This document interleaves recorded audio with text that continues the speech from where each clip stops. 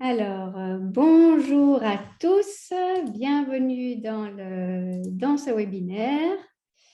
Je vous laisse encore quelques petits instants pour vous joindre à moi. Alors, j'installe tout le côté technique de mon côté. Hop, voilà. Parfait. Vous pouvez, si vous me voyez bien, si vous m'entendez bien, n'hésitez pas à faire un petit message dans le chat. Vous pouvez déjà aussi me dire si vous étiez présent au webinaire précédent sur les lunchbox, donc juste un petit oui ou un petit non, et l'âge de vos enfants, comme ça je vois un petit peu qui est là ce soir et comment est-ce qu'on peut orienter les infos de ce soir. Donc, voilà, oui, super, je vois les réponses qui arrivent. Parfait. Donc, au programme de ce soir, alimentation des enfants et plus particulièrement les collations. Alors, on va voir comment s'y prendre pour mettre en place des collations saines. Je vais distinguer aussi la collation du matin et celle de l'après-midi et vous expliquer un petit peu dans quel cas elles sont nécessaires ou non et forcément aussi comment est-ce qu'on va les composer. Donc, en termes de composition, on va parcourir un peu de tout. Forcément, il y a des choses qu'on va pouvoir faire soi-même, des préparations maison. Je vous donnerai aussi d'autres choses qui ne nécessitent pas de préparation et comment s'en sortir sans être justement noyé dans plein de choses qu'il faut faire soi-même. Donc ça, on abordera aussi. J'aime bien toujours ce côté pratique et concret. Je vous parlerai aussi du sucre d'office avec les collations. Je pense que c'est un sujet qui est incontournable et donc comment doser l'apport d'aliments sucrés. Et puis on verra également quels sont les pièges dans les collations, à quoi est-ce qu'il faut faire attention aussi dans le rythme de ces collations. Alors souvent c'est imposé par l'école et on n'a pas des marges de manœuvre énormes. Mais voilà, tout ça, c'est des points que j'aborderai avec vous. Je vous donnerai aussi un petit test que vous pouvez faire, un petit test, un petit check que vous pouvez faire chez vous, justement pour voir où est-ce que vous en êtes en termes de collation saine. Et puis, au programme, forcément aussi, plein d'idées, plein de photos. Donc, je rappelle, à mon avis, vous avez eu l'info aussi. Donc, le webinaire, il est enregistré. Il y a un replay qui sera envoyé à tout le monde. Donc, vous pouvez... moi, j'aime bien voir vos têtes et donc, vous pouvez allumer les caméras. Mais voilà, je comprends aussi si vous n'avez pas envie. Donc, je vous laisse libre sur ce point-là. J'ai automatiquement, je pense en tout cas avoir automatiquement mis en place le fait que vous soyez muté pour le webinaire, donc on n'entend pas le son qui vient de chez vous. Ça n'empêche, si vous avez des questions, et ce sera surtout à la fin, mais donc n'hésitez pas à vous démuter ou à poser vos questions. Donc le chat, ça sert à ça aussi. Comme je vais partager mon écran, je ne verrai pas toujours le chat, mais si je ne réponds pas à votre question, vous la remettez à un moment et donc j'essaierai de parcourir tout ça. J'ai eu aussi pas mal de questions qui m'ont été envoyées à l'avance, donc tout ça, on va parcourir. Donc, merci pour toutes vos réponses dans le chat. Je vois qu'on a un peu de tout. OK, donc aussi par rapport aux deux webinaires. OK, super. Alors, je vais partager mon écran pour là. Oups. Voilà, donc là, normalement, vous voyez mon écran. Ce n'est pas la page la plus intéressante. Oui, alors peut-être juste avant de commencer, Le contenu, je vous fais un petit rappel pour ceux qui ne me connaissent pas. Donc, moi, je suis Véronique Declercq. Je suis nutrithérapeute et fondatrice de l'alimentation joyeuse. Alors, avec l'alimentation joyeuse, ce que j'ai envie d'amener, c'est une approche de l'alimentation saine qui soit positive, donc pas dans la restriction, les interdits, pas non plus dans la prise de tête et la crainte d'avaler un truc qui n'est pas tout à fait bien. Donc, j'aime bien amener justement l'alimentation saine d'une façon, j'ai envie de dire, réaliste et compatible avec la vraie vie. De toute façon, en alimentation, la perfection, ça n'existe pas. Et donc, je préfère viser l'amélioration, la progression, vous inciter à ça, vous inspirer pour ça aussi, mais sachant que voilà, il y a des choses qu'on on peut pas tout maîtriser. Et en particulier avec les enfants, on n'a parfois pas tout en main pour qu'ils mangent exactement ce qu'on aimerait bien qu'ils mangent. Donc voilà, tout ça, c'est pas incompatible avec des bonnes choses et une alimentation saine. Alors, je rajoute à ça aussi que dans l'alimentation joyeuse et ce que je vous partage, pour moi, il y a aussi ce côté compréhension des choses qui m'importent beaucoup et que j'aime bien transmettre. Donc, on a aujourd'hui une masse de connaissances sur comment l'alimentation impacte le fonctionnement du corps. Utilisons ça. On entend encore souvent il faut manger varié, du coup, c'est bon. Il y a vraiment mieux que ça. On peut aller beaucoup plus loin. Et donc, j'aime bien aussi amener ça et dans ce que je partage, j'aime bien ce côté fondement sur quels sont les besoins du corps et comment est-ce qu'on y répond au mieux. Donc voilà, l'alimentation joyeuse, pour moi, dans la pratique, ça se traduit par le blog.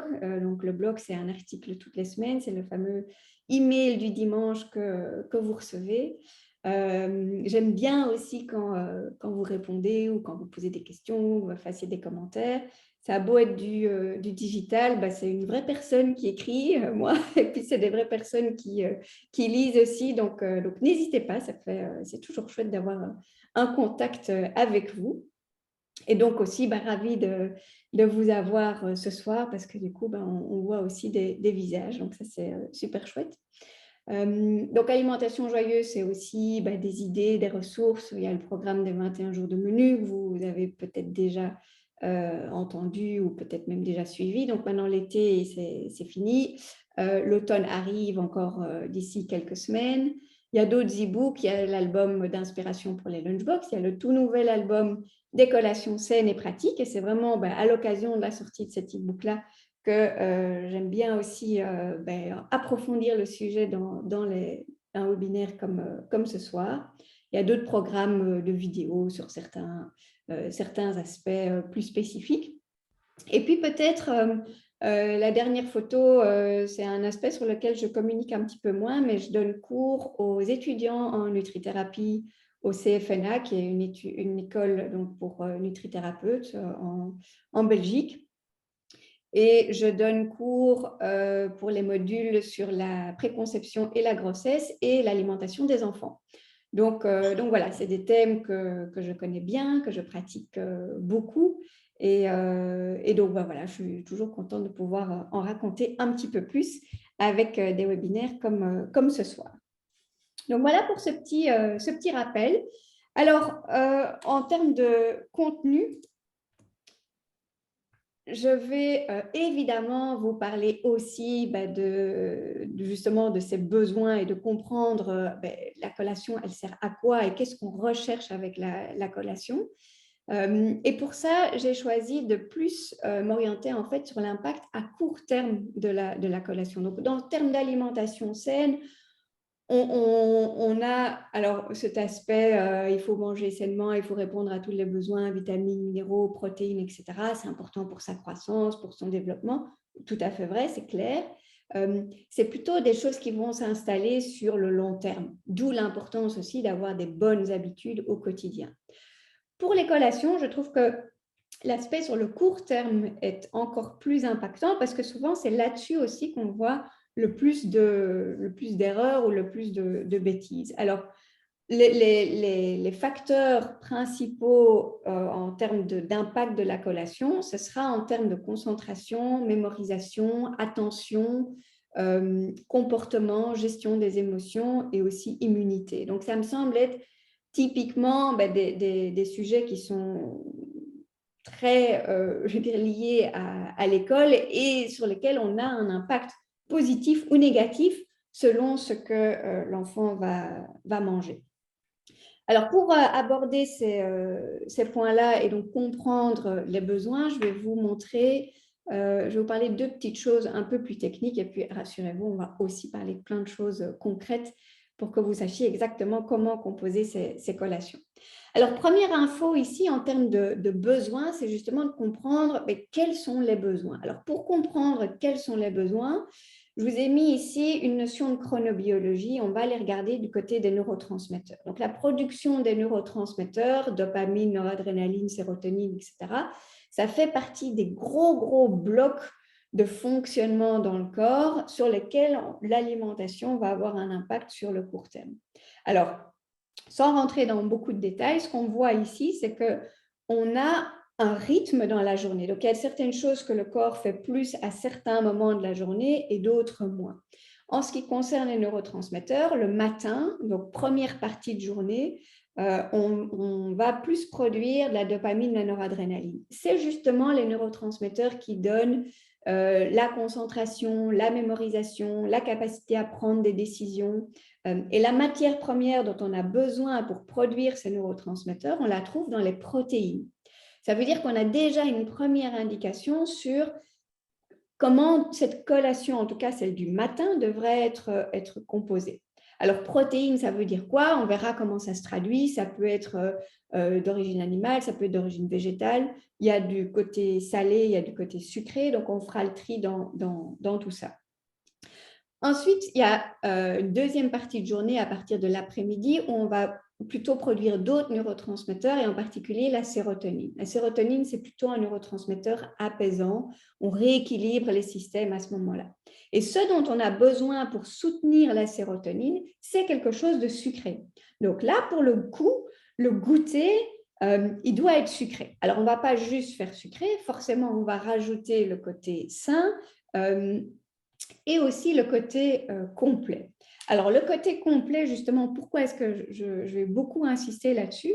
Parce que là, on va avoir un autre enjeu, qui est l'enjeu de la stabilité au niveau de la glycémie. C'est ce que je veux illustrer ici. Donc, ce que vous voyez là, je pense que je vous l'avais montré aussi au webinaire précédent, c'est ce qu'on ne veut pas. Donc, cette glycémie, la courbe en rouge là, qui fait les montagnes russes, ça, en termes de concentration, d'attention, de mémorisation, c'est vraiment très compliqué. Donc, avec des collations qui sont en général des petites choses, hein, c'est genre un petit biscuit ou un petit truc en dehors des repas, on peut très facilement, j'ai envie de dire, glisser dans ce type de schéma-là, surtout si ces collations sont sucrées. Donc, une glycémie qui fait des pics et des creux, l'impact au niveau du comportement, c'est vraiment des difficultés de concentration, c'est parfois des coups de pompe, mais c'est moins souvent le cas chez les enfants, mais c'est aussi le côté comportement. Donc, gestion des émotions, tout ça, c'est beaucoup plus difficile quand on a des hyperglycémies ou des hypoglycémies. Et si on regarde un peu, ici j'ai rajouté les petits moments, mais le rythme de l'école, si on n'y prend pas garde, le rythme de l'école pousse à ça. C'est-à-dire qu'on va pouvoir avoir un petit déjeuner vers 7h30, 8h. Alors, la plupart du temps, il est sucré. Alors, il y a plein d'alternatives et il y a des meilleures alternatives, mais on peut déjà avoir un premier apport de sucré à ce moment-là. 2 heures plus tard, il y a la collation, pouf, il y a encore du sucré. 2 heures plus tard, c'est les tartines à midi qui peuvent aussi, si on ne prend pas garde, faire monter la glycémie. Et puis encore le goûter dans l'après-midi. Donc en fait, déjà, rien que la structure, l'organisation au niveau des repas à l'école amène l'enfant à manger quasi toutes les 2 heures ou 2 heures et demie. En soi, ce n'est pas nécessaire. Donc, c'est d'autant plus important de bien choisir ce qu'on va donner comme collation parce que on est un peu forcé dans ce schéma-là. Donc, je vais vous en reparler un petit peu plus tard aussi, mais déjà, ce côté complet c'est pour stabiliser la glycémie et éviter de se retrouver dans un schéma comme celui-là. Alors, justement, donc en termes de composition, petit récap par rapport à ce que je viens d'expliquer. Donc le matin, on veut une collation qui soit plutôt protéinée, de préférence non sucrée. Donc le sucre, ça serait bien de la garder pour l'après-midi. C'est marrant, j'ai un trait, il y a quelqu'un qui a su faire un trait sur l'écran. Donc, ce n'est pas grave du tout, mais ce n'est pas moi. Donc, voilà. Donc, je reviens aux compositions.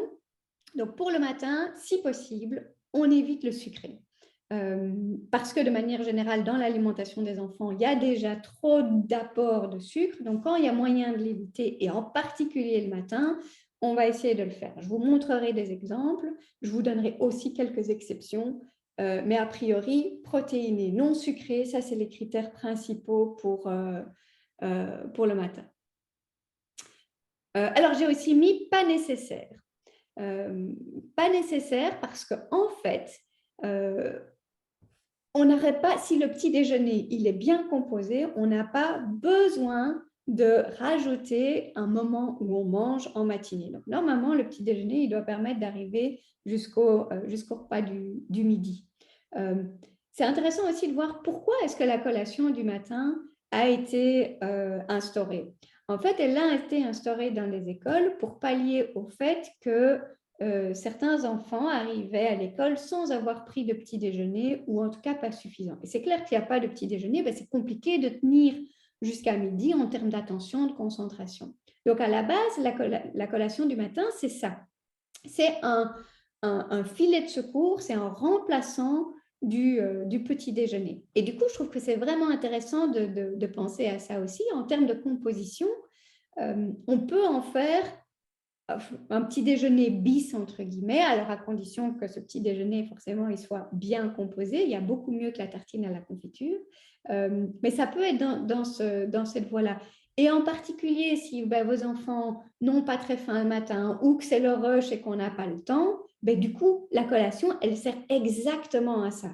Elle sert à venir compléter, voire remplacer, alors ce n'est pas l'idéal, mais en tout cas, éventuellement compléter un petit déjeuner qui ne serait pas suffisamment complet ou copieux. Ce que la collation du matin n'est pas, ou en tout cas pas à l'origine, c'est la pause, on va jouer et donc on mange aussi. S'il y a des instituts ou directeurs d'école, ou voilà, si vous êtes actif dans ces milieux-là, ça, c'est une info qu'il faut vraiment essayer de faire passer plus, c'est qu'il faut éviter d'associer la pause au fait de manger. C'est quelque chose qui va s'ancrer sinon dans les habitudes et Dieu sait qu'avec voilà, les années, tout ça, ça devient de plus en plus ancré et on a parfois du mal à juste dire, même en tant qu'adulte, on a envie d'un petit break du boulot, d'office, on va être amené à manger quelque chose. Alors qu'en fait, ce n'est pas du tout nécessaire. Donc, en ce qui concerne cette collation du matin, si on avait complètement le champ libre, on pourrait ne pas en donner. Et je trouve que c'est en tout cas déjà un message qu'il faut faire passer à l'enfant, c'est-à-dire qu'on peut très bien lui dire en disant, voilà, tu sais que ce que je te donne, ta collation du matin, ta lunchbox, éventuellement ta collation de l'après-midi, le plus important là-dedans, c'est ta lunchbox. Si tu n'as pas faim le matin et que tu ne manges pas ta collation du matin, ce n'est pas grave. Déjà qu'ils puissent cerner les différences entre les différents apports. Alors, c'est sûr que si tout le monde sort sa collation et que c'est justement le petit biscuit, c'est dur de résister. Mais ça n'empêche, chez certains enfants, ils seront beaucoup plus intéressés d'aller jouer que de manger et donc qu'on puisse au moins faire passer cette info-là. En ce qui concerne le goûter, donc lui, de nouveau, petit récap, il doit être sucré, on va le mettre sain aussi, donc il y aura des fruits, ça c'est sûr, mais pas que des fruits, on va mettre aussi d'autres choses parce qu'on veut le rendre un petit peu plus complet que uniquement des fruits. Alors, un petit mot aussi avant de passer aux exemples sur tout ce qui est organisation et habitude. Donc, dans l'organisation, il y a, et je vous les montrerai, il y a moyen de faire plein de choses, des recettes maison qui sont évidemment hyper adaptées, et ça, c'est l'idéal. Maintenant, c'est clair qu'on peut pas toujours tout faire. Donc, il faut aussi peut-être avoir des alternatives toutes faites ou en tout cas un minimum d'organisation. Donc, pour moi, même si des recettes, j'en ai plein pour avoir plein de collations parfaites ou presque, c'est à voir aussi qu'est-ce qui est faisable. Donc, par exemple, on peut se dire, on fait une fois sur la semaine une collation maison et puis le reste, on combine avec des choses qui ne nécessitent pas de préparation ou qui sont du commerce. Justement, quand on parle des alternatives dans le commerce, il y a certaines alternatives qui sont bien telles quelles, il n'y en a pas beaucoup, donc ce qui ne simplifie pas les choses, mais de nouveau en termes d'approche et de cette vision un peu plus globale, c'est de se dire que finalement, ce n'est pas grave si de temps en temps, il y a aussi un biscuit industriel ou il y a un truc qui n'est pas, on peut facilement dire non, ce n'est pas sain, mais c'est OK qu'il y ait ça de temps en temps. Pour plusieurs raisons. De un, parce que je pense que si on commence à se stresser, en tout cas en tant que parent, pour tout faire, à un moment donné, ça va aussi retentir sur l'ambiance, sur l'humeur, sur l'image qu'on donne de l'alimentation saine. Et quand on veut aussi construire cette bonne relation à l'alimentation sur le futur. Et d'autre part, il y a aussi évidemment toujours le côté comparaison. Donc, si tous les copains, ils ont les biscuits colorés, machin, les emballages, les dinosaures, les machins chouettes, et que le vôtre, il l'a jamais, et que voilà, il fait des remarques par rapport à ça, je pense qu'il vaut beaucoup mieux de temps en temps lui donner et aussi communiquer là-dessus. Il peut très bien dire, je ne sais pas moi, une fois par mois, on achète un paquet de ce qu'il veut. Et puis les autres fois, c'est d'autres choses. Ou, en tout cas, qu'il y ait un cadre là-dessus. Et s'il y a quelque chose qui revient en disant c'est une fois par semaine un biscuit du commerce ou une fois par mois on achète une boîte, que l'enfant sache aussi à quoi s'attendre. Parce que si c'est tous les jours qu'il demande et que c'est tous les jours que vous devez dire non, pas cette fois-ci, c'est fatigant pour tout le monde. Enfin, c'est fatigant pour vous, c'est frustrant pour l'enfant. Donc, essayez de bien cadrer ça. Même s'il y a des aliments qui sont pas sains. Donc, je pense qu'il vaut mieux les mettre de temps en temps, mais aussi, notamment justement pour le goûter, si on amène on va dire les biscuits industriels qui sont vraiment pas top, il y a moyen de limiter les dégâts. Je vais vous montrer dans les photos comment, même avec des aliments, on se dit au secours, j'ai lu la liste d'ingrédients, ça fait peur. Relax, on va voir comment on va pouvoir atténuer un petit peu les effets, le côté pas très sain. Forcément, l'idéal, c'est d'avoir du non transformé, du bio, du fait maison. Mais de nouveau, je pense qu'il faut être réaliste là-dedans et prendre tous les éléments en considération. Alors, le petit test dont je vous parlais, justement, comment doser le sucre. Peut-être d'abord comment doser le sucre. Idéalement, s'il y a des aliments sucrés, quels qu'ils soient, mettez-les de préférence au goûter. Deuxièmement, deuxièmement, en termes de sucre ou même en termes de préparation de recettes que vous faites vous-même, je vais dire, il n'y a pas de bon sucre. Donc, ce n'est pas parce qu'on remplace le sucre normal par de la fleur de coco ou du sucre de canne complet ou du ceci ou du miel parce que c'est naturel. Ça reste du sucre d'une façon ou d'une autre. Il y a peut-être des choses qui sont mieux que d'autres, mais fondamentalement, ce serait vraiment se tromper que de se dire j'ai trouvé le bon sucre et donc j'utilise celui-là. Il faut, et c'est vrai pour tout le monde, y compris pour les enfants, il vaut beaucoup mieux s'habituer à en manger moins. Donc, dans des recettes, c'est en mettre moins. Vous allez voir, il y a plein d'alternatives. C'est aussi acheter moins souvent les biscuits ou les aliments qui sont très sucrés. Et si on le fait quand même, l'astuce, c'est de rajouter aussi d'autres choses. Donc, je prends l'exemple je sais pas moi, du Kinder quelque chose.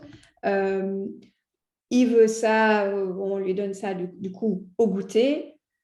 On donne un biscuit sucré le matin à la collation, c'est compliqué à rattraper. On donne ça au goûter, on rajoute un fruit entier à croquer, éventuellement quelques noix, noisettes ou un petit peu de yaourt, ou on va rajouter d'autres aliments, on va limiter les dégâts, en tout cas sur cet effet court terme.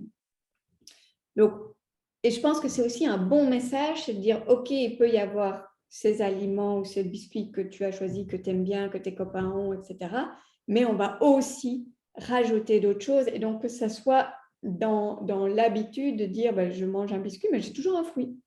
Donc, il y a aussi les bons aliments. Donc, quand on doit un peu doser et jongler avec ces aliments-là, le réflexe, c'est de rajouter des bons aliments. S'il y a un aliment qui vous dit, OK, je sais que c'est vraiment pas terrible, OK, mais il est quand même là, rajoutez un fruit, un yaourt nature, bio ou végétal. Donc, rajoutez des bons aliments autour. Et là, on a déjà, de un impact sur le court terme qui est meilleur, et de deux, une association qui est plus intéressante en termes d'habitude. Et le petit test que je vous conseillais de faire, c'est justement en termes de tout ce qu'on achète, tout ce que vous pourriez qualifier, de dire, OK, je sais que ce n'est pas terrible, mais voilà, c'est quand même comme ça. Essayez d'acheter en double, par exemple, et chaque fois que vous donnez à votre enfant, vous le mettez aussi dans un pot ou dans un bac sur le côté, pour faire le bilan sur une semaine. Pareil avec le sucre qu'on rajouterait dans des préparations. Donc, c'est vraiment essayer de visuellement vous faire une idée sur une semaine, qu'est-ce qu'ils mangent. Parce que autant une exception de temps en temps, même si c'est la pire des crasses, c'est pas grave. Autant dans les collations et l'alimentation des enfants, il y a beaucoup de ces petites exceptions.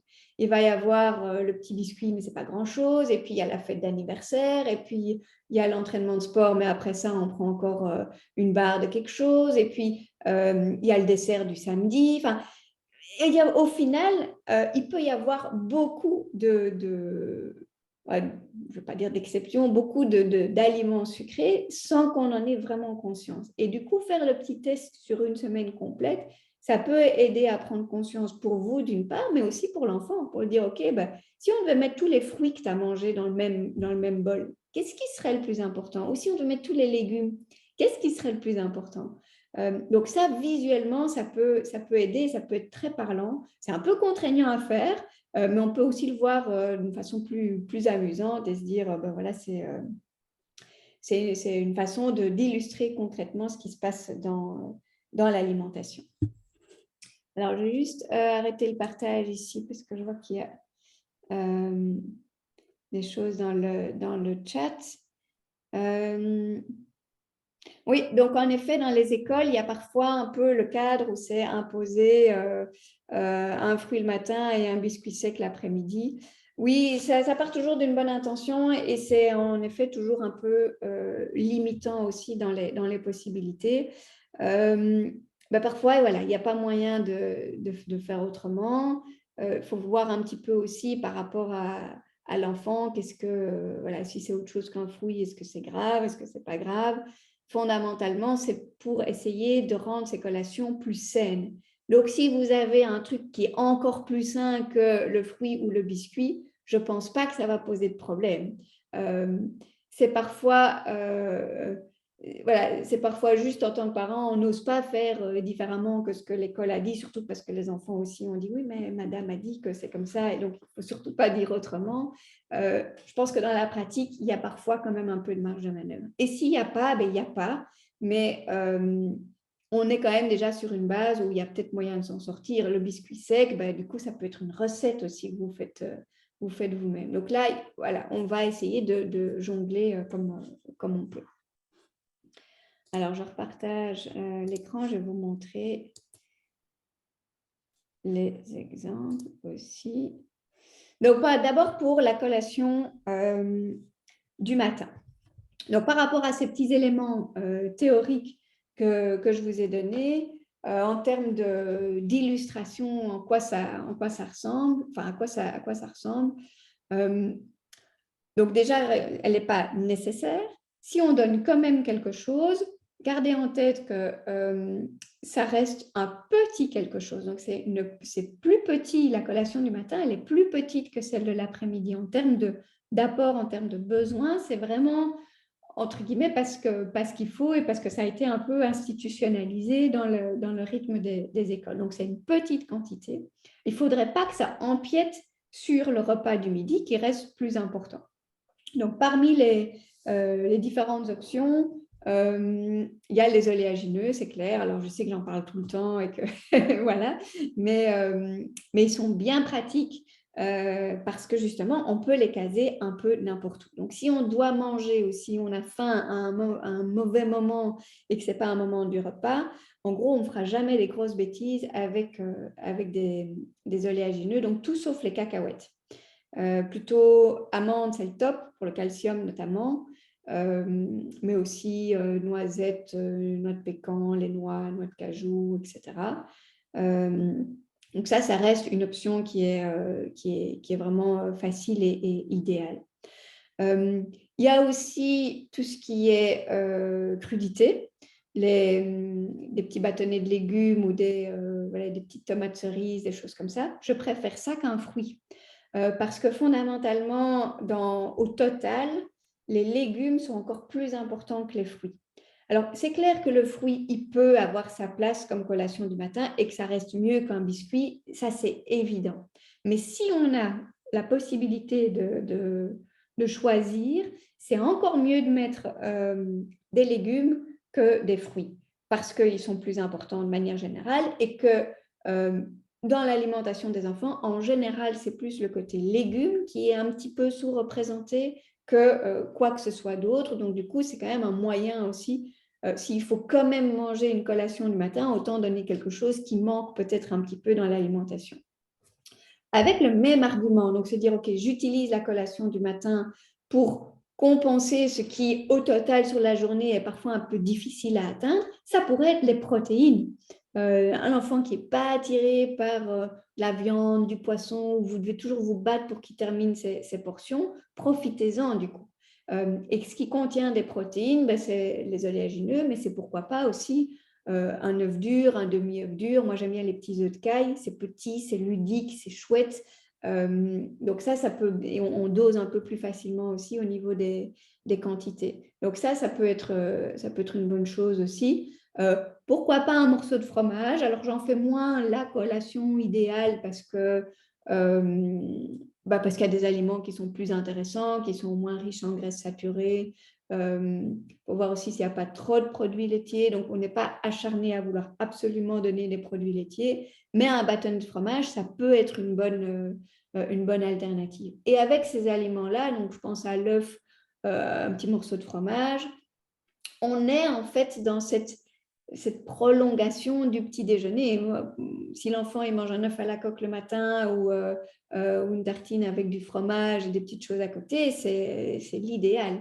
Et donc, du coup, la collation qui prolonge le petit déjeuner, elle peut aussi être composée de ce type d'aliment-là. Alors, attention quand même, parce que les protéines, il en faut assez, mais il n'en faut pas non plus de trop. Donc, si vous avez un carnivore né qui adore ça ou qui mange plein de viande, plein de poissons, c'est peut-être pas ça que vous allez choisir. Voilà, vous opterez plutôt pour les légumes. Donc, les fruits, OK, ce n'est pas le premier choix, mais forcément, ça reste un aliment qui est bon pour la santé. Et donc, oui. Alors, pourquoi moins le matin? Parce qu'en termes de neurotransmetteurs, c'est un peu moins les besoins et que ce qui est sucré, on préfère le mettre plus tard dans la journée. Donc, voilà, c'est pour ça que c'est un peu moins le moment. Ce n'est pas que ce n'est pas des bons aliments, c'est que c'est un peu moins le bon moment. Ce que vous voyez d'autre comme image là, c'est le premier, c'est des petits crackers aux graines. Ça, c'est un truc que j'achète tel quel dans le commerce. Moi, j'aime bien la marque Sigdal. Alors, ils ne sont pas bio, mais il y a différentes variétés. Il y en a des sans gluten, avec gluten. Ça tient longtemps, c'est croquant, c'est assez sympa. Ça peut être pris tel quel, juste nature. Ça peut être pris aussi avec un petit truc à mettre dessus. Ça dépend un petit peu comment cette collation s'organise. Et puis, il y a aussi, ben, là j'ai mis une recette c'est une recette de petits muffins aux légumes. Donc, il y a moyen aussi de faire des préparations. Mais en soi, cette collation du matin, c'est une collation qui, j'ai envie de dire, devrait vous prendre moins de temps. Parce qu'elle n'est pas, je ne peux dire pas important, il ne faut pas se rater sur la collation du matin, mais en termes de besoins, il n'y a rien qui est attaché là-dessus. Donc, on peut donner même des aliments qui ne requièrent pas de préparation.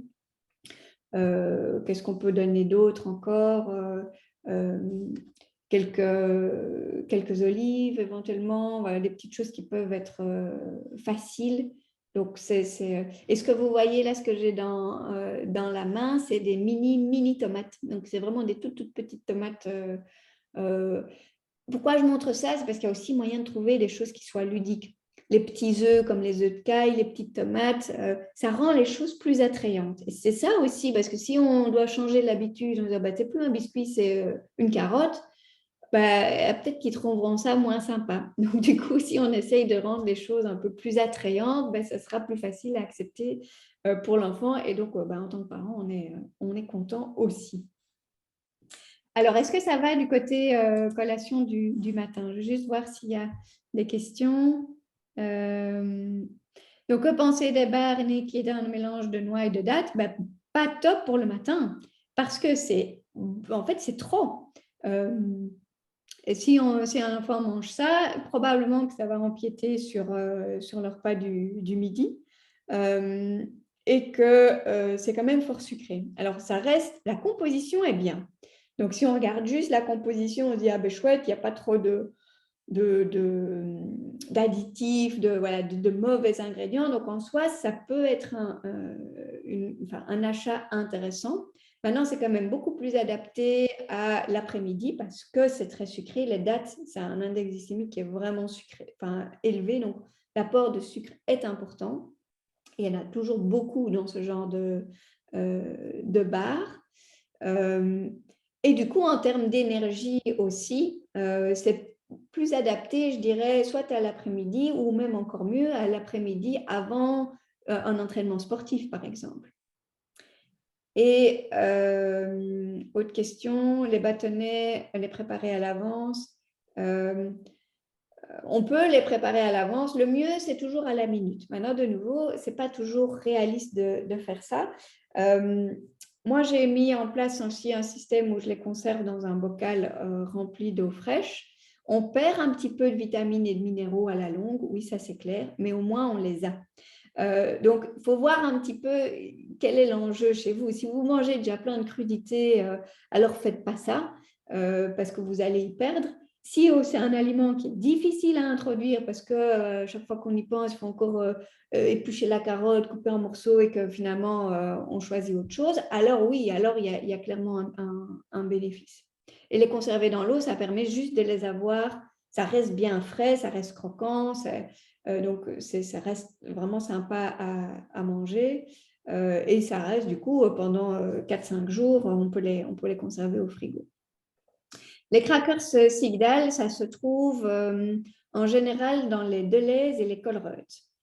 Il y en a d'autres dans les magasins bio, mais je trouve que ceux-là, quand on regarde l'aspect, quand on lit les ingrédients, c'est vraiment ceux qui ont l'aspect le plus brut, où il y a le plus d'aliments non transformés. Souvent, les crackers, c'est encore beaucoup de farine, alors que dans ceux-ci, c'est quand même beaucoup les graines, donc un peu moins transformés. C'est ce que j'aime bien dans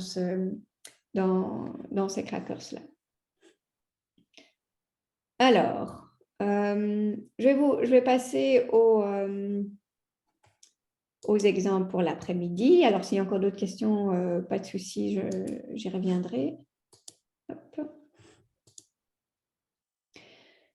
Alors, pour le goûter, donc là, pour le coup, le goûter plus important. Donc, le goûter chez l'enfant et même dans certains cas chez les adultes, le goûter, on va vraiment le considérer comme un des repas de la journée. Donc, et aussi en termes de contribution aux apports nutritionnels, le goûter, il compte vraiment. Donc, il faut prendre un goûter. Le moment, ça c'est discutable. Donc de nouveau, s'il y a un goûter à l'école et que c'est à 2h30, 2 heures après qu'ils aient mangé, en soi c'est trop tôt, ce n'était pas le bon moment. De nouveau, ben, voilà, on ne peut peut-être pas choisir, mais si vous avez l'occasion de choisir, enfin, de choisir quand vous donnez le goûter, le mieux c'est plutôt à 4 heures ou autour de 4 heures, c'est-à-dire attendre quand même une période qui soit suffisamment longue entre le repas du midi et le repas du soir. Et donc, c'est tout à fait normal d'avoir besoin d'une recharge en énergie dans l'après-midi avec le goûter. Donc, on l'a vu, le goûter, il doit être sucré. On veut ce côté sain et donc, du coup, ben, sucré et sain, c'est clair que c'est les fruits. Quand on parle de fruits, on parle vraiment des fruits frais à croquer comme ça. Ce n'est pas la même chose que des jus. Donc, un jus, même s'il est pressé à la minute, ok, il y a des vitamines, mais en termes d'impact du sucre, c'est le même impact qu'un verre de coca, même un jus pressé. Donc, vraiment, il faut distinguer les fruits des jus. Les smoothies, c'est un peu entre les deux. On a quand même encore un peu de fibres, donc du coup, c'est quand même un petit peu mieux. Mais le vrai fruit à croquer tel quel, le fruit entier, c'est ce qu'il y a de mieux et de loin. Donc, c'est ce qu'il faut essayer de mettre, j'ai envie de dire, de façon la plus systématique. De nouveau, si c'est comme ça qu'on arrive à ancrer les choses en disant ben, le goûter, c'est d'office un fruit, plus autre chose, mais au moins il y a le d'office un fruit. Et de nouveau, c'est la même chose en termes de discours. C'est pas ah, est-ce que je peux avoir un biscuit? Oui, mais si tu prends un fruit aussi. Donc, il n'y a pas ce côté devoir renégocier à chaque fois. C'est ben, le biscuit, le goûter, c'est d'office un fruit. Et puis, ben, on peut aussi rajouter d'autres choses. Donc, c'est vraiment ce côté systématique. Ça aide tout le monde, parents et enfants. Le goûter type, c'est donc les fruits et les noix, de nouveau ces fameuses noix, parce qu'elles apportent des fibres. Donc les fibres, c'est ce qui va lisser l'apport de sucre dans la durée, donc éviter d'avoir ces pics de glycémie qui impactent en termes de concentration, de comportement, d'émotion, d'immunité aussi, même avec les fruits. Alors on a des sensibilités différentes d'une personne à l'autre, mais il y a des personnes qui peuvent vraiment réagir fortement aux fruits en termes de sucre. Aussi sur la satiété, on peut manger un fruit et tenir facilement pendant 2 heures, tout comme on peut manger un fruit et parfois vraiment avoir cet effet que ça ouvre l'appétit. Donc, quand on veut un goûter complet, comme je le disais, on va rajouter des choses. Et ce qu'on rajoute pour rendre les choses complètes quand on a le fruit, donc c'est-à-dire les glucides, ben, on va essayer de rajouter plus de fibres. C'est le cas avec les oléagineux, mais aussi du gras et du bon gras ici, c'est le cas des protéines, c'est le cas des oléagineux. Les oléagineux qui contiennent aussi des protéines végétales, du coup, on est quand même un peu plus tranquille sur le côté protéines végétales, où on doit moins faire gaffe à dire est-ce que j'en ai pas trop. Donc, ça reste un aliment qui est vraiment pratique. Ça, je dirais, c'est vraiment l'option de base.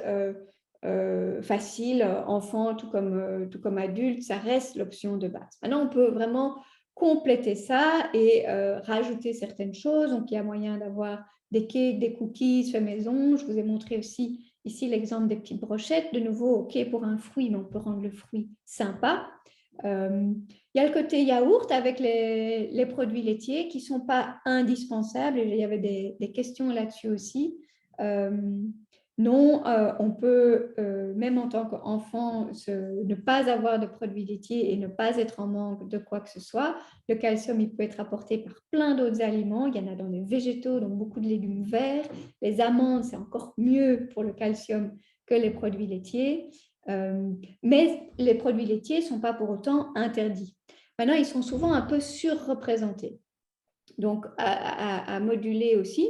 Mais un yaourt, par exemple, au goûter, ben, ça peut être un bon complément, hein, un complément. Donc, en plus, du fameux fruit qu'on veut absolument avoir et pour lequel on peut encore rajouter quelques graines ou noix. Ce n'est pas une obligation. Je sais que je parle beaucoup des oléagineux, mais on pourrait aussi avoir une formule sans les oléagineux, mais avec un peu plus que juste le fruit tout seul. Un autre exemple ici où j'ai encore remis des petites rondelles de concombre, les fruits secs, du coup les fruits secs, vraiment les fruits séchés, raisins secs, abricots, etc. Ça a plus sa place au goûter que le matin. Alors j'ai d'autres choses aussi, mais je vois qu'il y a beaucoup de choses qui se passent dans le chat. Je vais juste d'abord aller revoir là.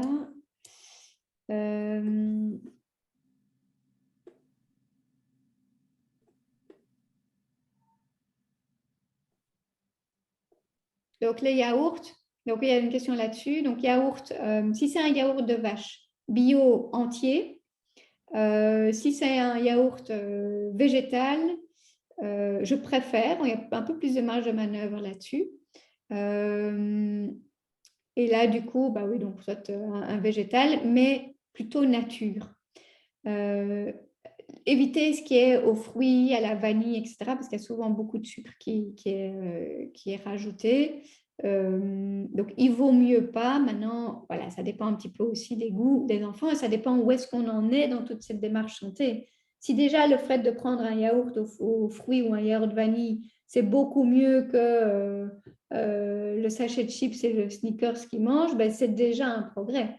Mais il faudrait se dire que c'est qu'une étape vers encore quelque chose de mieux par la suite. Le goûter, vers quelle heure? Donc, typiquement, 4 ou 5 heures après le repas du midi. Mais donc, ça, pour les enfants, ça va en général tourner autour de 4 heures, 4-5 heures. Le spéculoos, oui, j'avais vu la question aussi sur Instagram. Par quoi remplacer le spéculoos? Alors, faire par une recette maison qui contient moins de sucre ou d'autres biscuits maison, ou alors si c'est vraiment ce spéculoos-là qu'il aime bien et pas un autre, dire bah, une fois par semaine c'est le spéculoos, mais les autres jours c'est autre chose. Dans l'e-book sur les collations, alors j'ai plein de recettes, mais j'ai pas de recette de spéculoos améliorée, donc là, désolée. Mais même, par contre, ce que j'ai dans l'e-book des collations, c'est que je vous explique comment adapter les recettes traditionnelles. Donc, il y a un moyen que ce soit des gâteaux, des cakes, des biscuits. On a toujours une marge de manœuvre. Vous pouvez réduire soit la matière grasse, soit le sucre. On peut réduire jusqu'à un certain point, et ça dépend un petit peu des combinaisons, mais je vous explique ça dans l'e-book. On peut réduire sans pour autant devoir changer toute la recette. On peut aussi travailler avec des farines qui sont plus intéressantes que d'autres. Donc, moi, j'utilise beaucoup la farine de petite épaule. C'est vraiment ma farine de base, comme ça serait une farine normale. Ça s'utilise exactement comme une farine normale. Mais nutritionnellement, c'est plus intéressant. Donc, c'est toutes des petits tweaks comme ça qui permettent d'adapter une recette et tout en continuant à avoir du spéculoos. Mais parfois, il vaut mieux pas toucher à la recette et juste dire tu prends le spéculoos que tu aimes bien tel quel, plutôt que de modifier la recette habituelle, mais du coup de peut-être aussi instaurer d'autres choses et pas toujours être sur ces biscuits-là. Alors oui, bonne question justement, le goûter à 15h à l'école, plus encore un goûter à 17h30. C'est typique, on est vraiment dans ce côté, on mange toutes les 2 heures parce qu'on a une glycémie en dents de scie. Donc, c'est normal qu'ils vous demandent ça. Maintenant, qu'est-ce qu'on fait, qu'est-ce qu'il faut donner? Donc, est-ce qu'il faut donner quelque chose? Pour moi, la réponse est oui. Oui, d'office, on ne va pas les laisser comme ça. Mais il faudrait vraiment essayer de moduler du coup ce qu'on donne à 15h et ce qu'on donne à 17h30. Peut-être, c'est plus facile sans doute à maîtriser de réduire la quantité de ce qu'on donne à 15h en disant c'est juste un petit truc en attendant le vrai goûter de 17h30. Mais la composition, elle sera similaire. Que ce soit 15h ou 17h30, ça reste le moment du goûter. Ce qu'il y a, c'est qu'il est un peu dédoublé. C'est quelque chose qui revient souvent. Alors, si si vos enfants sont réceptifs à ça, ça peut être le même discours que ce que je disais pour le matin. C'est de se dire, tu sais, à 15 heures, ce n'est pas encore nécessaire si tu attendais de rentrer à la maison pour le prendre. S'il dit oui, tant mieux. Si ça ne marche pas, alors il faut, voilà, on donne 2 fois. On donne 2 fois, alors ça peut être un fruit et de nouveau un fruit plus autre chose à 17h30. Ça peut être peut-être le fruit et du coup le yaourt et quelques noix ou un biscuit à 17h30. Donc, ça reste, il faut piocher dans les possibilités du goûter et quelque part le diviser en 2. Ce n'est pas l'idéal, mais parfois, on n'a pas le choix de faire autrement. Mais du coup, c'est vraiment important que, comme il y a un double goûter, que les aliments soient sains. Enfin, que là-dedans, on ait vraiment aussi ce côté bon produit. Parce que sinon, on a en fait un goûter qui commence à prendre trop de place dans la journée au total. Il y a des études qui ont mis ça en avant, c'est que la principale critique de l'alimentation des enfants en général, c'est qu'il y a 2 repas qui sont surreprésentés, qui sont le petit déjeuner et le goûter. Le petit déjeuner, j'ai envie de dire traditionnel, donc le bol de céréales du commerce ou la tartine à la confiture. Donc, si on a déjà ça qui est surreprésenté, plus un goûter sucré qui est surreprésenté, là, si vous faites mon exercice de tout ce qu'on mange sur une semaine, c'est beaucoup, beaucoup trop important par rapport à d'autres choses. Donc ça, voilà, je voulais le dire aussi. Les fruits séchés, donc abricots, raisins secs, là j'en ai parlé. Le bon moment, c'est le goûter. C'est le goûter. Ok, merci. Hop. Tendance à prendre un fruit, ça me semble beaucoup. Alors, au niveau des quantités, en général, c'est vrai qu'ils ont très faim au goûter. Alors, pourquoi est-ce qu'ils ont très faim au goûter? Déjà, parce que la lunchbox, en général, n'est pas suffisamment complexe. Si c'est juste une tartine, la tartine, même avec une garniture salée, ça provoque un pic de glycémie.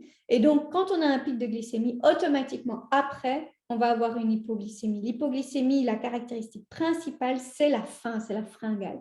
Donc, après l'école, avec ça, au repas du midi, plus le côté qui joue, qui se dépense et qu'ils ont besoin fondamentalement d'une recharge en énergie, ça peut vouloir dire qu'à ce moment-là, ils peuvent manger vraiment beaucoup.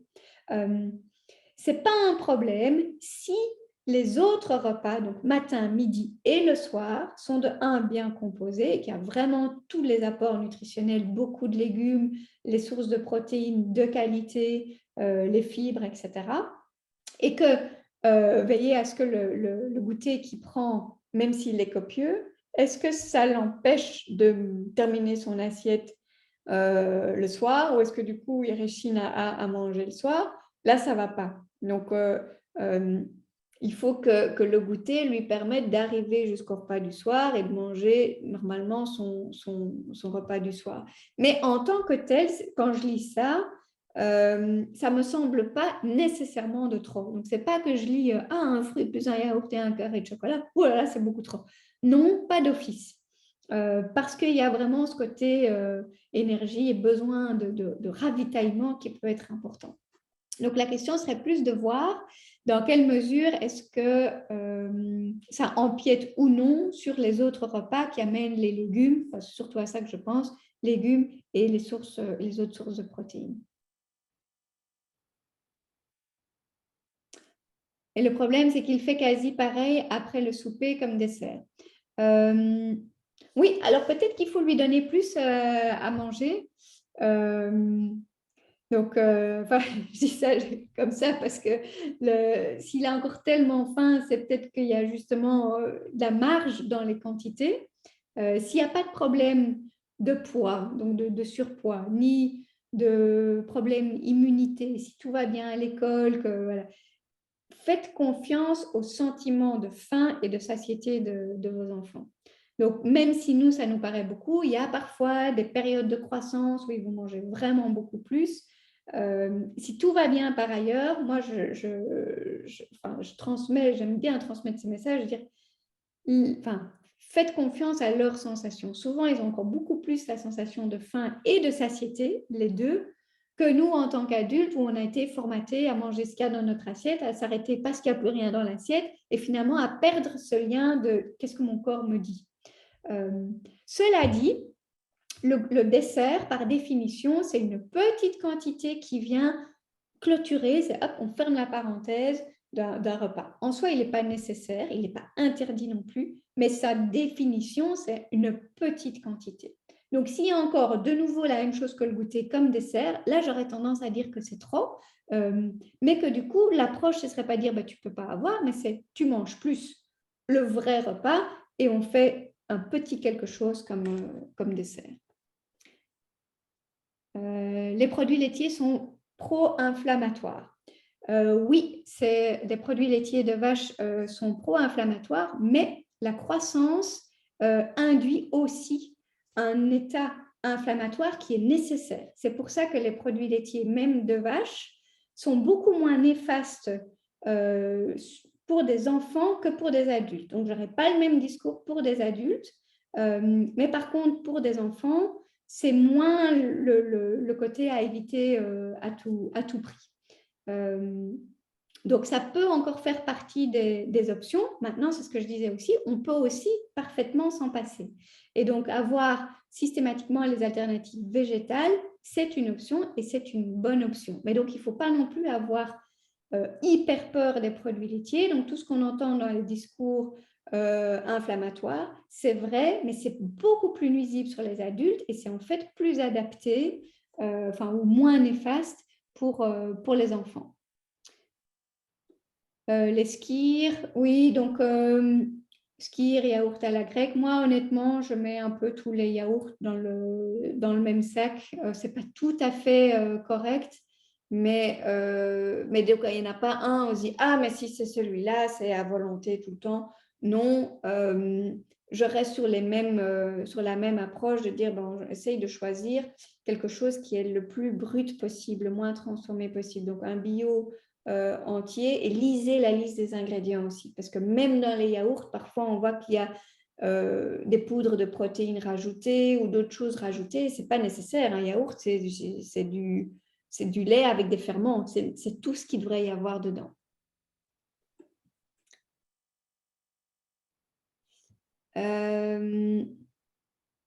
Donc, pour soutenir la synthèse de sérotonine, il est nécessaire d'avoir un petit apport en protéines. Alors, je ne vais pas rentrer dans le détail ici. En fait, le mécanisme pour la sérotonine, c'est qu'en effet, il y a un besoin de protéines. Le tryptophane, c'est une protéine, mais c'est elle qui doit être apportée dans la première partie de journée. Donc, le tryptophane s'accroche à l'albumine, circule pendant la journée et est détaché au moment où on mange quelque chose de sucré pour aller produire la sérotonine au niveau du cerveau. Donc, il ne faut pas nécessairement rajouter une protéine à ce moment-là. Donc, c'est quand même un peu technique, désolée. J'espère que je n'en ai pas perdu de trop. La différence entre la farine d'épeautre et de petit épeautre. Deux graines différentes. Moi, j'ai encore une petite préférence supplémentaire pour le petit épeautre qui contient encore moins de gluten que l'épeautre, qui a encore moins... qui a un gluten qui est encore moins inflammatoire. Donc, petite préférence pour ça. Le petit épeautre est aussi une protéine, apporte l'ensemble des acides aminés, donc c'est une protéine complète. Ce n'est pas du tout le facteur principal parce que la farine, c'est quand même surtout beaucoup de glucides. Mais comme ça s'utilise comme les autres, on grappille tout ce qui peut être un peu mieux.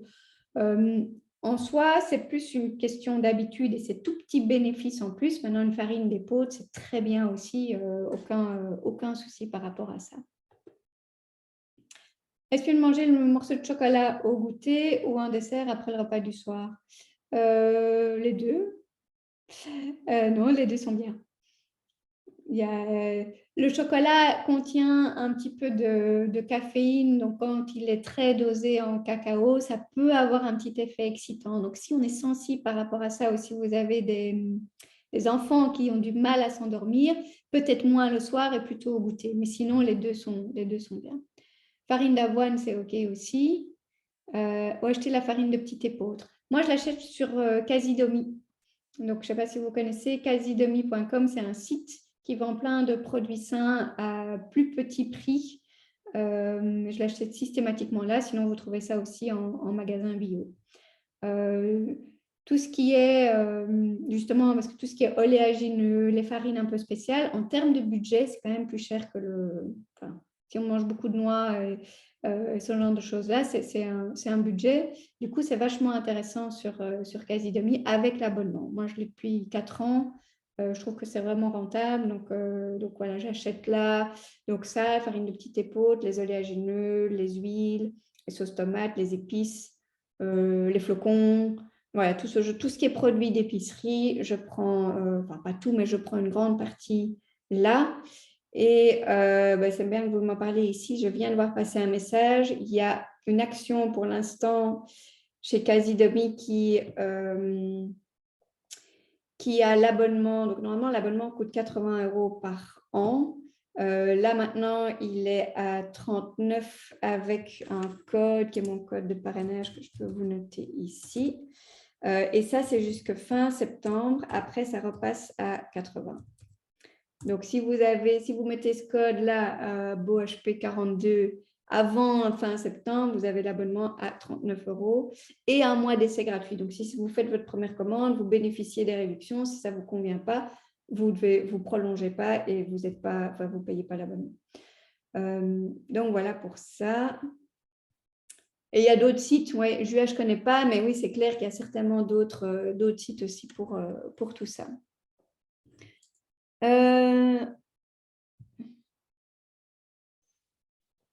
La farine avec l'IG la plus bas entre farine d'épeautre et sarrasin, je ne sais pas par cœur.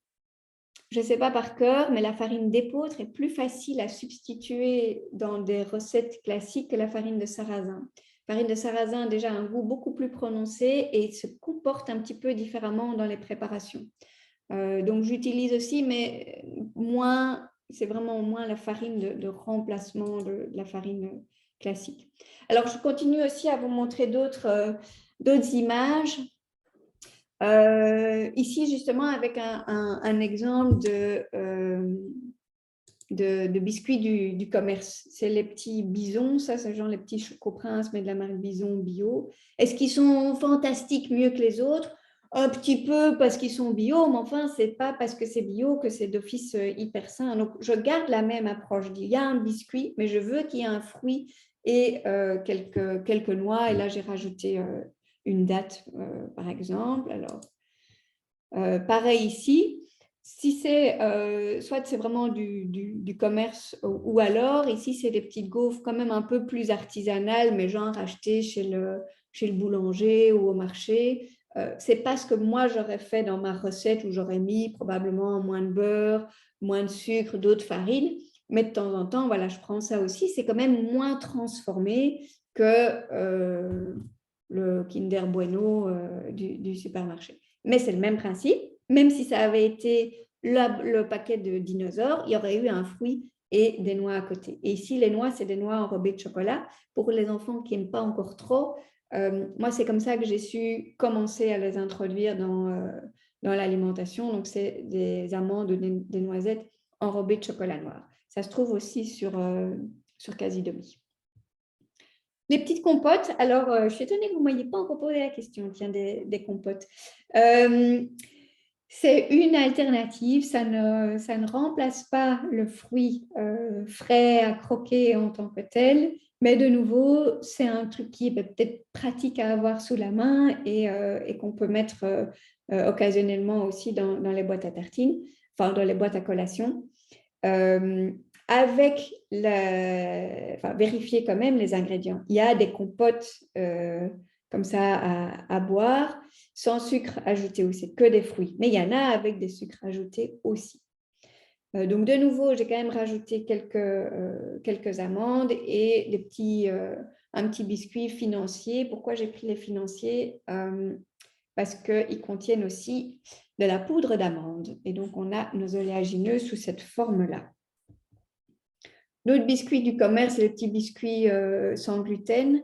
Dans ce rayon-là, il y a des très chouettes marques qui font des très belles compositions où on peut vraiment, enfin, où c'est vraiment, ils sont nickel ces biscuits. Le truc, c'est que, enfin, vous avez peut-être plus de chance que moi, mes enfants, ils les aimaient pas beaucoup. C'est souvent des biscuits très simples, très basiques.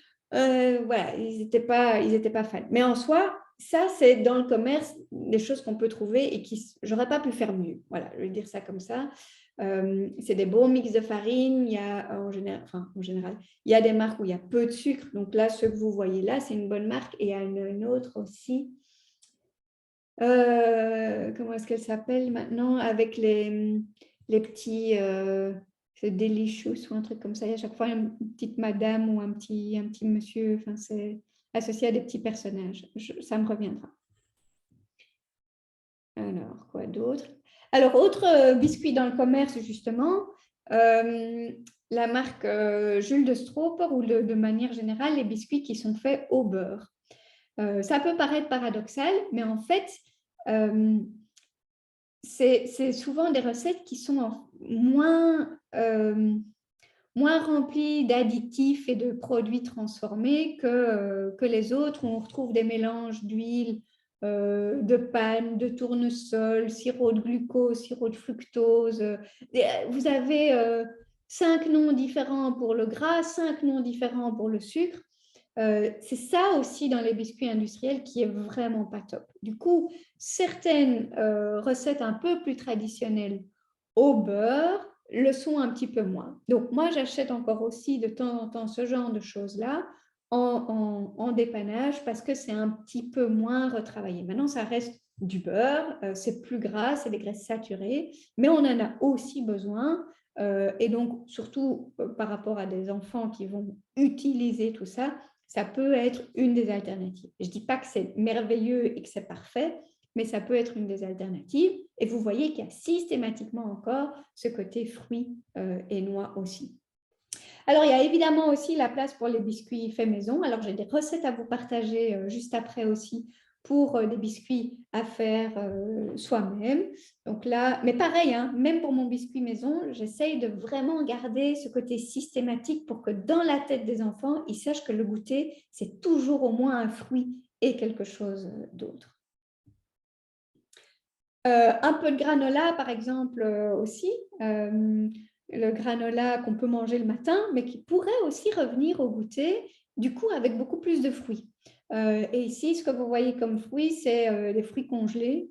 Donc, même les fruits rouges, on peut les donner toute l'année s'ils sont congelés. Il y a vraiment un intérêt nutritionnel qui est important pour ces aliments-là.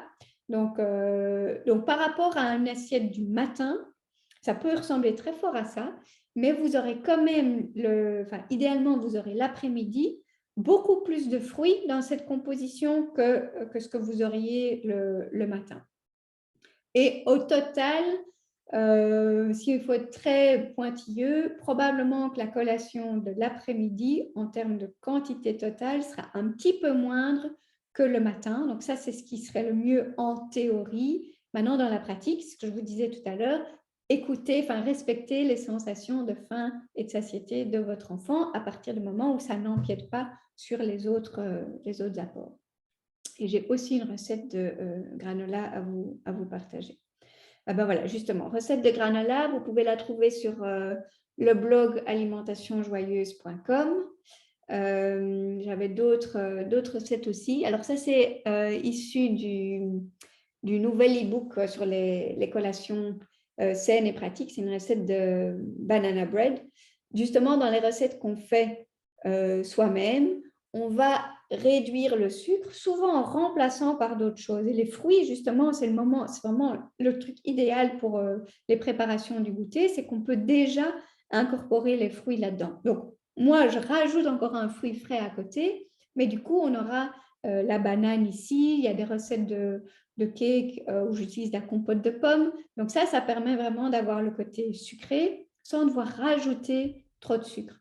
Aussi, en termes de matière grasse, ce que j'utilise, c'est systématiquement de l'huile d'olive. Alors, au début, ça paraît super bizarre en disant, mais comment on fait de la pâtisserie à l'huile d'olive? Il y a plein de recettes qui se prêtent très bien à ça et ça ne goûte pas l'huile d'olive. Mais en termes d'apport, on est sur des choses qui sont vraiment beaucoup plus qualitative. Et donc, pour le coup, ici, dans le banana bread, on a la totale. On a le fruit, on a déjà les oléagineux. Donc, on est vraiment sur une préparation qui offre énormément de bénéfices. En soi, elle pourrait se suffire à elle-même. Hein, si on doit juste cocher les cases théoriques, on a tout ce qu'il faut avec ça. Mais dans ce côté habitude et même, j'ai envie de dire, le côté visuel, moi, j'aime bien qu'il y ait quand même encore un fruit à croquer en plus aussi. D'autres recettes, comme ici les cookies aux noisettes et pépites de chocolat. Ça, c'est des recettes qui sont super faciles, qui sont hyper rapides, qui peuvent se décliner en plein d'alternatives. Et c'est une recette vraiment facile aussi pour les collations à emporter. Donc, s'il y a besoin de donner des choses à l'école, ça ne fait pas de miettes. Donc, j'ai plein de recettes aussi dans l'e-book où je vous ai indiqué ça en disant ça c'est facile à manger, ça ne fait pas de miettes, ça c'est plus pour à la maison. Enfin, voilà, il y a vraiment ce côté aussi pratique qui est mentionné. Donc ça, vous trouverez les recettes sur le blog et je les renverrai. Je vous enverrai les PDF aussi avec le replay. Demain, vous avez accès à tout ça. Alors, je vais peut-être d'abord aller voir le côté des questions. Generous, oui, merci, c'était ça. Donc, je remonte. Hein. La banane au goûter, est-ce raisonnable? Oui, oui. Donc, tous les fruits sont bons, y compris la banane. Maintenant, c'est quand même intéressant de varier un petit peu. Si c'est une banane tous les jours et qu'il n'y a que la banane qu'il aime, j'essaierai quand même de travailler un petit peu la diversité et du coup d'essayer d'amener autre chose. Mais la banane, oui, les enfants peuvent la manger au goûter. Il n'y a pas de contre-indication, pas de souci avec ça.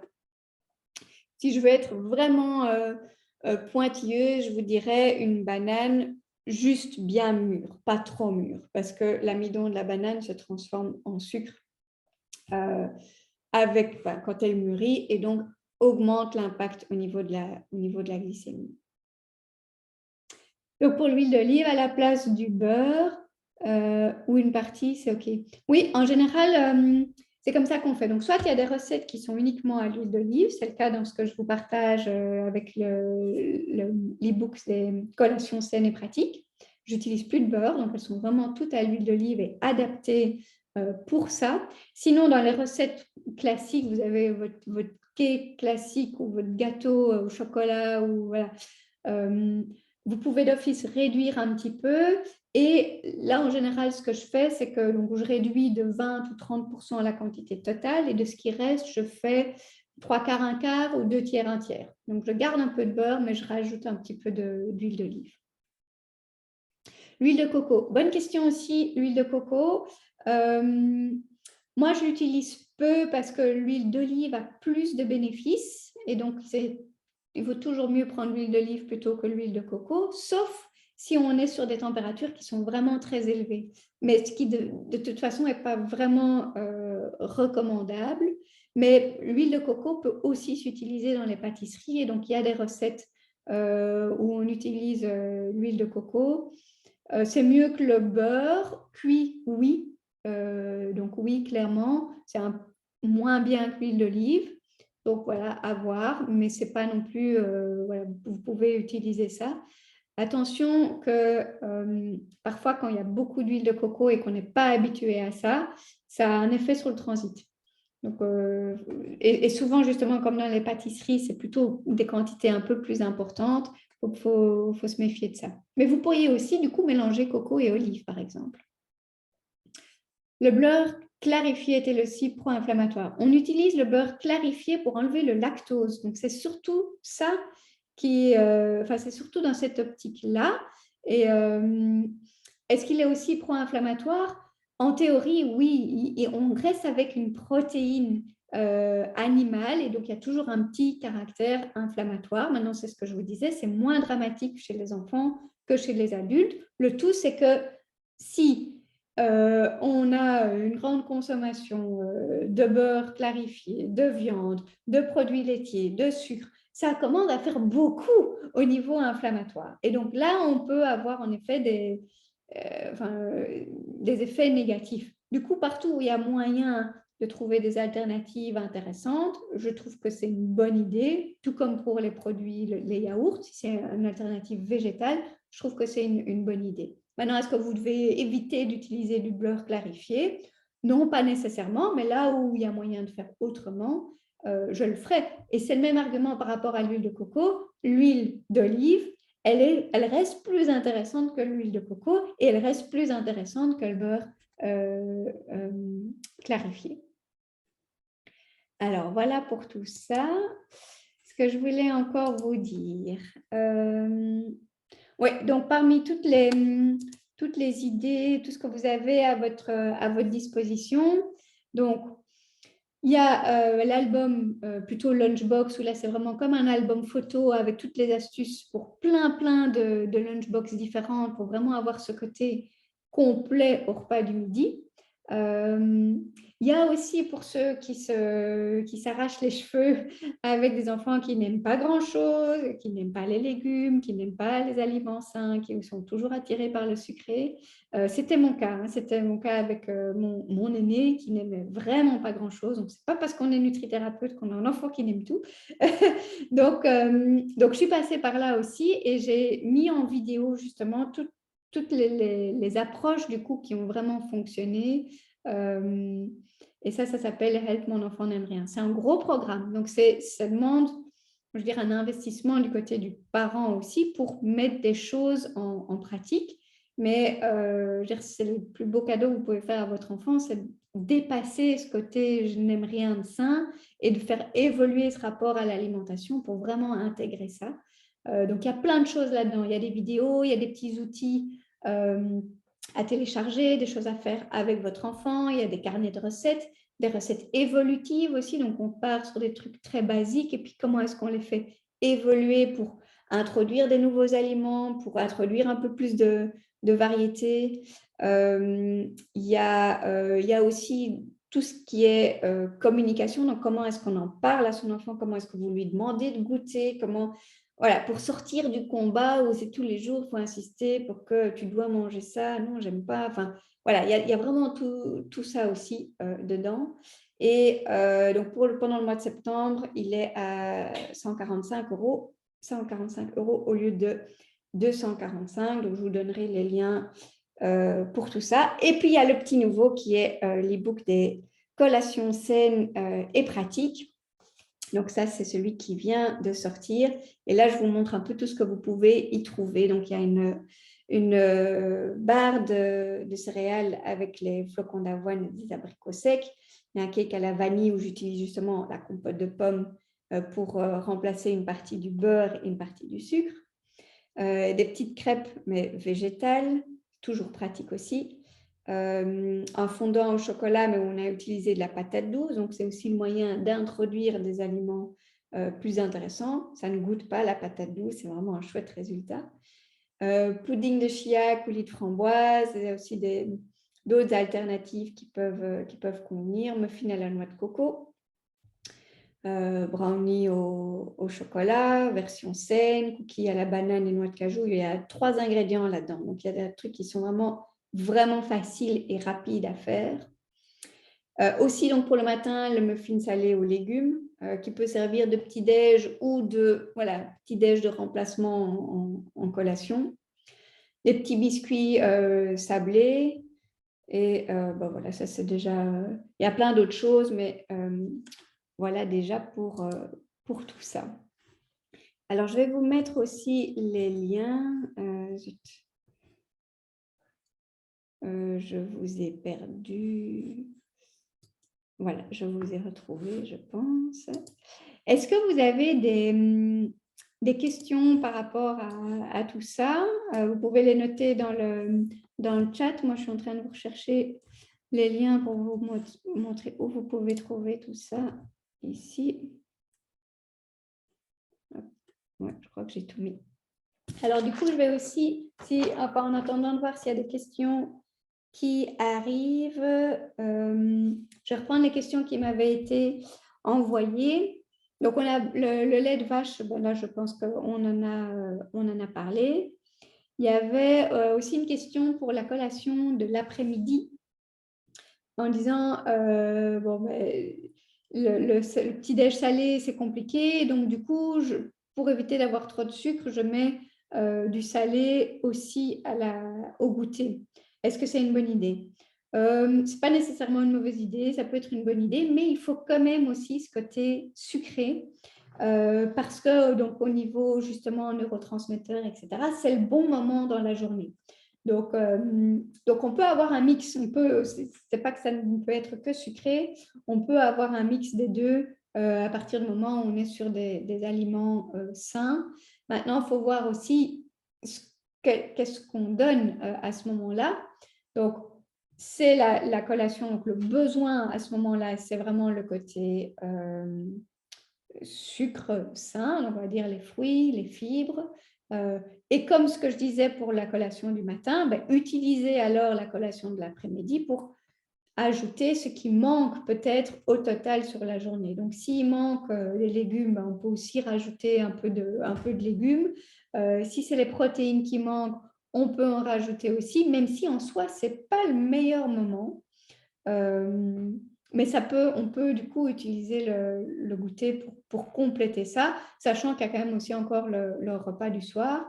Pour les enfants, on utilise le repas du soir de nouveau pour compléter ce qui n'a pas pu être suffisamment bien donné pendant la journée. Donc autant pour les adultes, idéalement, il faut pas ou vraiment moins de protéines animales le soir. Autant pour les enfants, le discours est un petit peu différent parce que l'apport en protéines est vraiment important au niveau de la croissance. Donc, s'il n'y en a pas eu assez matin, midi, c'est quand même OK de les avoir le soir. Donc, les priorités sont un petit peu différentes par rapport aux compositions.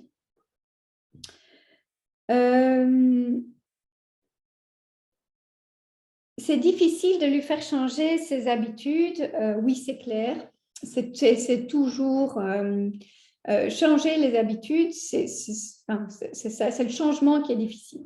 Alors, comment est-ce qu'on fait pour qu'on arrive quand même à changer des choses? Je pense que le premier point, c'est expliquer qu'il y a des choses qui vont changer. Donc, soyez vraiment ouvert et transparent par rapport à ça. C'est de se dire, ben, écoute, on s'est rendu compte que les collations, finalement, il y avait quand même moyen de faire mieux et qu'on veut changer. Donc, vous ne lui demandez pas son avis, mais vous lui dites qu'il va y avoir du changement. Donc, déjà, il sait que ça arrive. Et puis, vous pouvez aussi dire, ben, ça va être des changements comme ça. Vous lui expliquez, vous lui montrez ce que ça pourrait être, et puis vous voyez comment il réagit. Donc, laissez-lui aussi l'occasion de dire, ah oui, ça me tente, ou ah non, seulement, j'ai pas envie, oh, c'est pas chouette, ou écoutez ça aussi en disant, ben, comment est-ce qu'on peut faire pour que tu trouves ça quand même chouette. Et là, il faut mettre une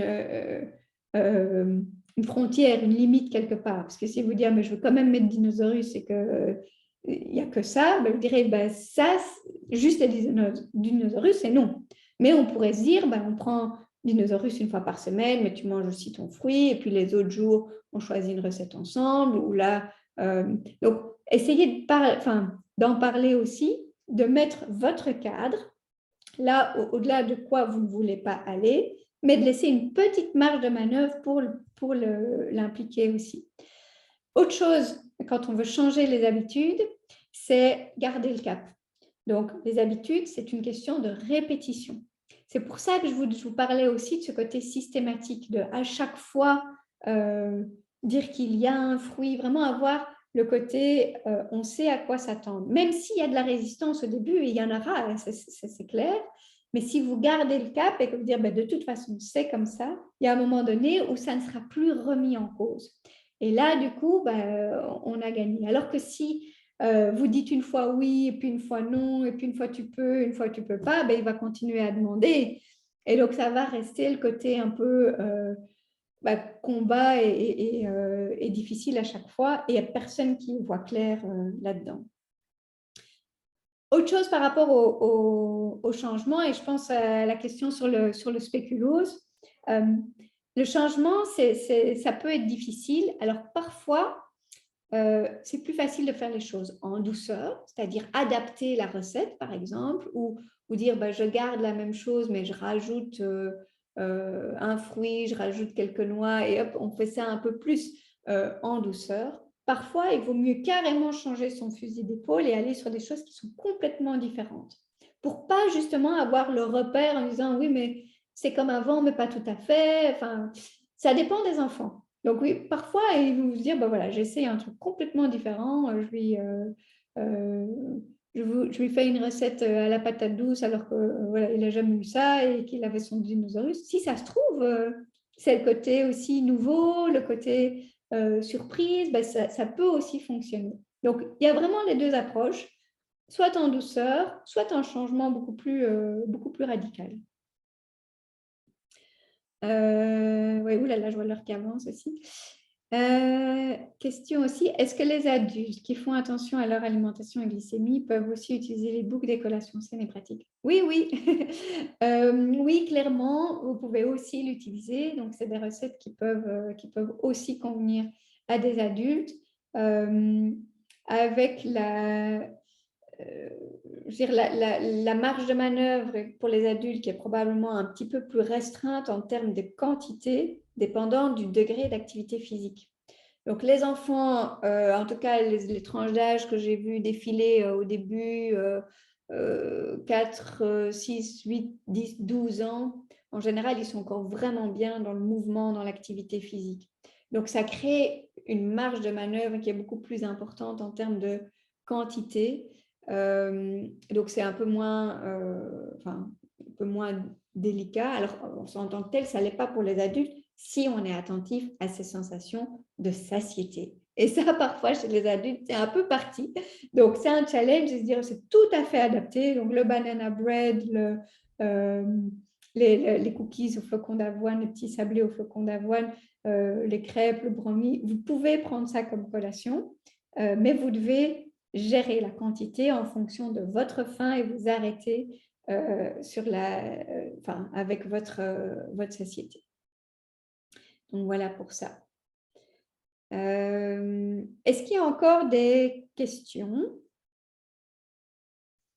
Est-ce que c'était clair pour vous? Est-ce que j'ai un livre à conseiller pour le petit déjeuner des enfants? Non, je n'ai pas de livre à conseiller directement, spécifiquement pour les enfants, mais j'ai une séquence, donc une série d'emails avec chaque fois une idée différente de petit déjeuner pour les enfants. C'est gratuit. Il suffit de s'inscrire et donc je devrais vous trouver le lien. Je vais juste le rechercher, j'ai ça quelque part.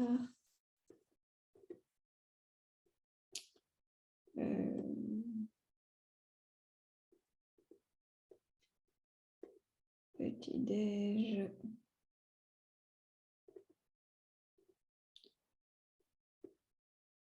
Petit déj kids, voilà.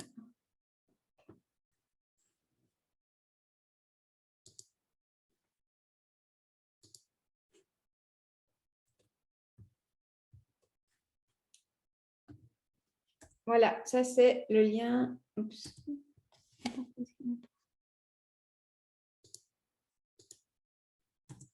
Voilà, ça c'est le lien pour s'inscrire à la séquence des petits déjeuners.